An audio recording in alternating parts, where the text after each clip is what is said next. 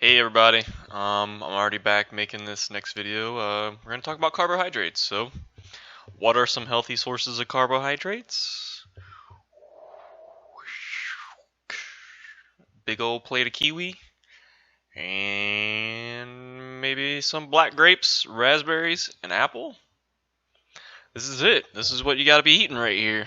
A majority of the calories in here are from carbohydrates. It's a bunch of water, there's a bit of fiber in there. There's even some fat and protein sparingly in some of the things with seeds. See these black seeds inside the kiwi? Those have protein and some fats in them.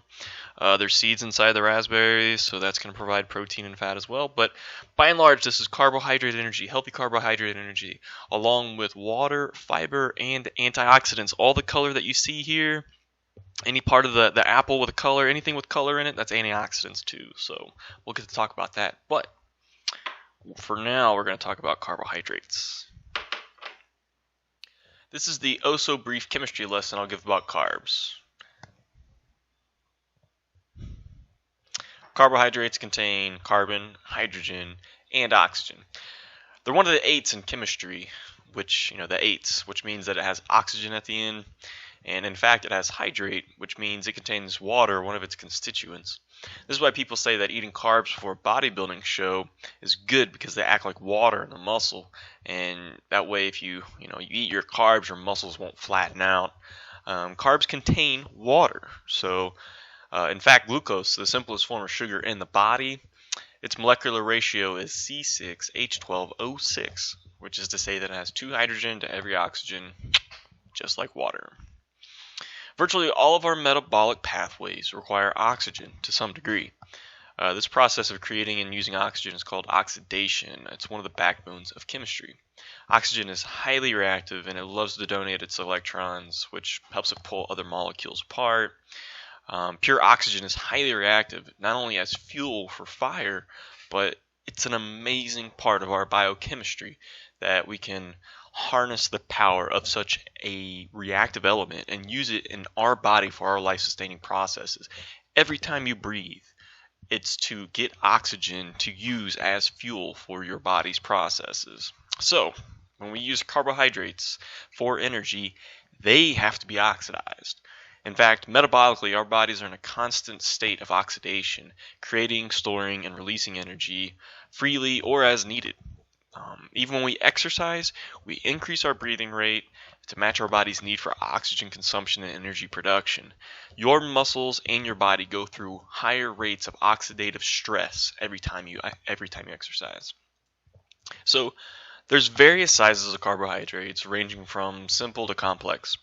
Science and nomenclature do a great job here calling them exactly what they are. Simple sugars are mono and disaccharides. Complex are those that are either oligo or polysaccharides. The prefix mono means one, di two. Oligo means few, and poly means many. You've probably heard of monopolies. I love going over the nomenclature and how science names things. So monopolies is when there's one major company controlling an entire industry. The most popular board game is based off of that, but rarely do we get to hear about oligopolies, which actually do exist today. Things like the phone company or the oil industry. Poly is more like multiple, and today it usually is used to describe fabrics.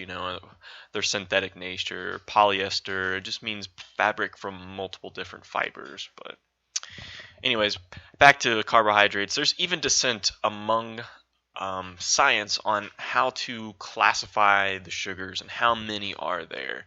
So back in the day, we even classified fruits and vegetables and whole grains as complex carbs because they contain both simple sugars and complex and polysaccharides. So in any case, fruit could be considered both a simple sugar and a complex carbohydrate because there's other things in fruit like fiber and water. And that fiber has to be broken down before we can get to all the sugar in there. So it's kind of like acts like complex carbohydrates. So simple sugars. They're the kind of sugars that are more easily used, take less time to break down, and provide quick energy. Complex carbs take longer to break down, and they may provide us with more sustained energy. Some examples between these: something like an apple or fruit juice has plenty of simple sugars, and it's quick acting, whereas like oatmeal has complex carbohydrates, and the energy it provides, it may take several minutes to a couple hours before fully satisfying our body's needs for carbohydrate energy. What you may need depends on time of day, your activity level, how hungry you are, and your metabolic needs. But obviously, diets with well-balanced carbohydrates will be adequate, meeting the demands of the body throughout the day, all day, every day. Um, so let's zoom in on the body and talk about glucose. So glucose could easily be recognized as the most important sugar in the body, and it is in fact the simplest form of sugar. It's arguably the most important molecule of energy in the biochemistry universe. Your body's constantly trying to break down carbs to the simplest form, which is glucose, so it can either be used immediately or stored perfectly for later use. The storage form of glucose is called glycogen, and we have stores of glycogen throughout our muscles and in our liver. So virtually every time you move your skeletal muscle, it's the muscles holding up your skeleton, your body's source of energy is its stored glucose in those muscles. If you go for a walk, a jog, a run, your muscles use glycogen first. If you go to the gym and you start lifting weights, glycogen. If you ascend a flight of stairs, glycogen. If you pick up a heavy bag of groceries, like whoosh, glycogen, glycogen, glycogen, glycogen. In fact, we have glucose running so freely through our blood that when glycogen gets used, your body just wants to turn the next glucose molecule into glycogen and just put it right back where it came from. If your blood glucose levels drop, your liver kicks it up a notch and starts breaking down its own glycogen and just starts putting glucose back into the bloodstream. Just break it down. Make sure that we constantly have a satisfactory level of blood glucose. Maintaining healthy blood glucose levels is optimal for the body. So, glucose, it's the backbone of many of these metabolic processes, so it's no wonder that we need many carbs throughout the day, and in fact, there's 3 major body systems that run almost exclusively on glucose. That is the blood, the brain, and the nervous system. Your blood, the major fluid-based transport system in the body, solely operates on glucose. At any one time, if a blood cell has to perform a process, it uses this river of glucose that is floating in. And blood can only use glucose for energy. And imagine how much blood is pumping through your body right now.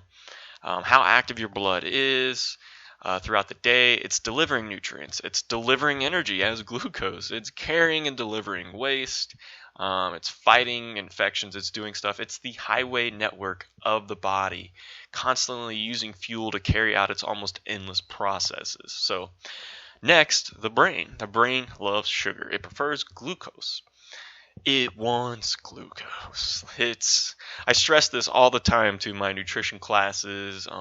As a student, if you're studying, you're using brain energy, your brain's firing, you need glucose. If you're one of those desk jockeys out there, guess what? You got an 8-hour day where you sit there in front of a computer.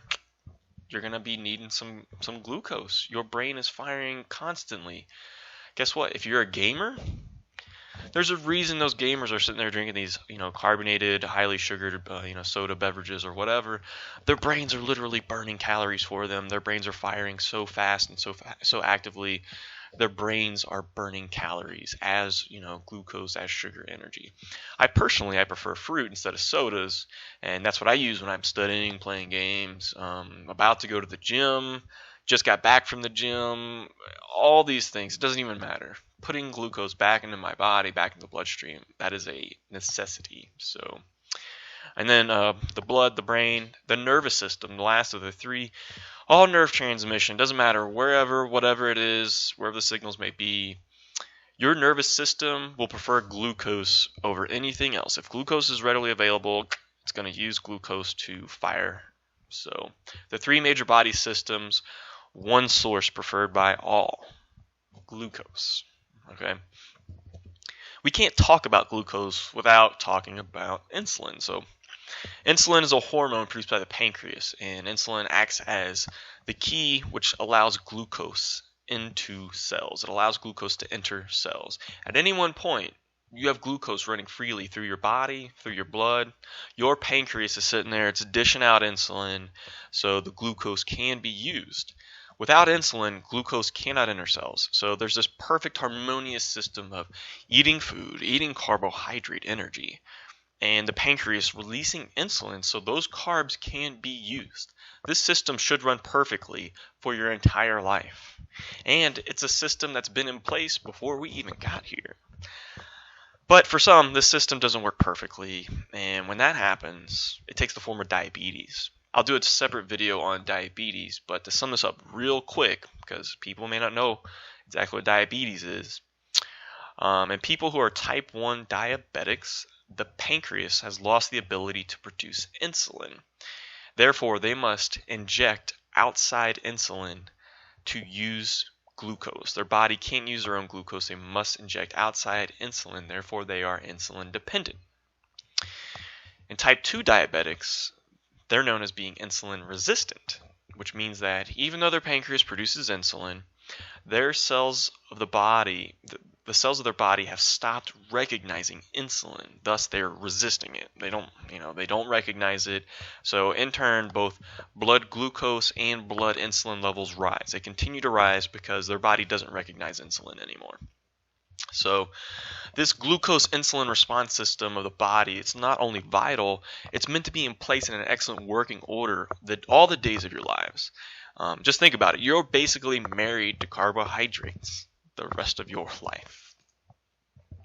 We'll start wrapping things up here, and of course this is plenty of the basics for some, but there's much more to talk about. What I will mention too is the glycemic index or glycemic load, because I think people have heard a lot about this, and perhaps many type 2 diabetics are told to be mindful of this, but it's basically a system which measures how much simple sugars in a particular food or meal, particular food item. And dietitians caution people against consuming too much simple sugar at once for fear of forcing the pancreas to have to deal with this glucose. The pancreas will have to increase its insulin load, and that might overload the bloodstream. Some people believe that high glycemic foods should be avoided. I just say that you should avoid the bad ones like candy and soda, but turn more towards like the healthier ones like fruit.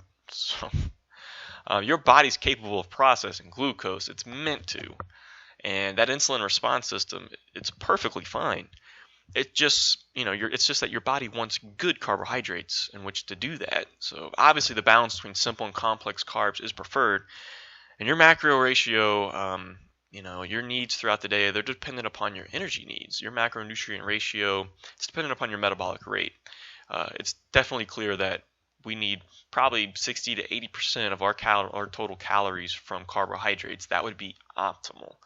And in fact, U.S. dietary guidelines, they recommend somewhere between 45 and 65% of total calories from carbs. I'll show you why that number should be higher, and we'll talk about the problems with our dietary guidelines, what kind of diseases the U.S. actually suffers from, and how eating healthier can drastically reduce the chances of developing those diseases. So, carb up, everybody. Hit the subscribe button if you haven't already. Tell some friends, because we're going to be covering so much more. You could definitely change a life just by sending someone to this channel. Also, I'm trying to brand myself. I guess I need to come up with a creative name or handle. So feel free to post a comment. Tell me what you think. Something that might match my shtick. What I should start calling myself as a YouTube entity, maybe. I think Werewolf Sasquatch Fitness Freak has already been taken, so you really got to help me out here. Thanks, everybody.